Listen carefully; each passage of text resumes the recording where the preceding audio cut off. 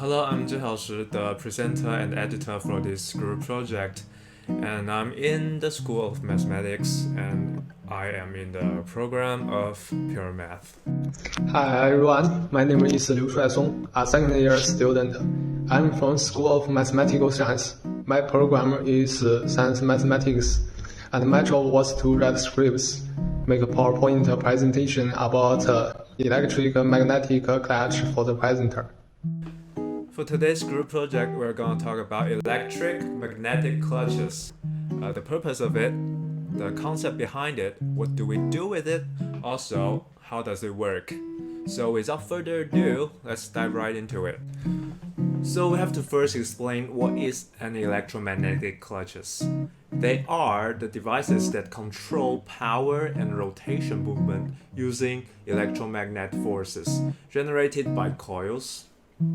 And to transmit and cut off power, they use themselves as mechanical elements to transmit and cut power on the driven side with electromagnetic forces.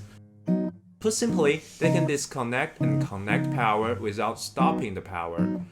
So the purpose behind it is clearly to maintain the power running without getting our way with the mechanical process the devices are supposed to be performing. So in order to do that, the designer of the system have to rely on friction forces and electromagnetic forces to cause that. So let's get a quick look at the main clutch component from the product from KEBs, for example. The primary drive shaft typically contains a stationary electromagnet, which is fixed on the first half. A rotor is fixed on the primary driving shaft of a key or other connections. So next, an ammeter is riveted to the flat spring. The flat spring is unriveted or screwed to a hub, or in this case a pulley, which is then connected to the secondary shaft with a belt. Here is how the clutches works.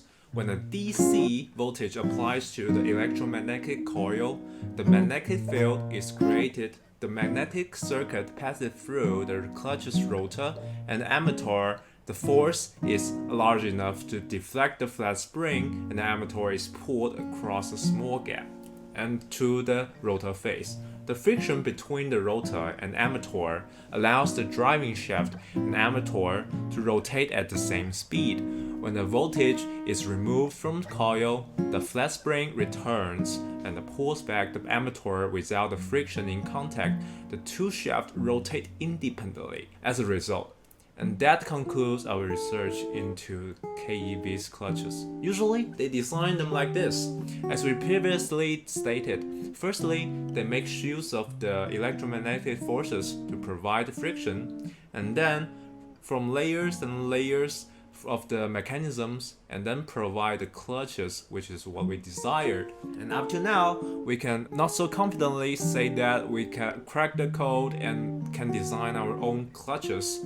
However, there are so many other types of clutches in the market, many with other gimmicks or specialties, which are usually more confidential than we suppose them to be because they have so many appliances in our real lives situations, such as machinery in product lines or cars or other vehicles of transportation.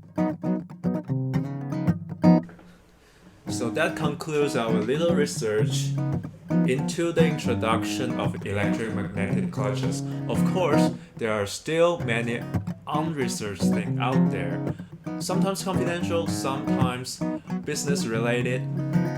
I don't know, we don't have enough time for it. This is still a ton of fun to do with our friend and peers here. So have a nice day. Goodbye.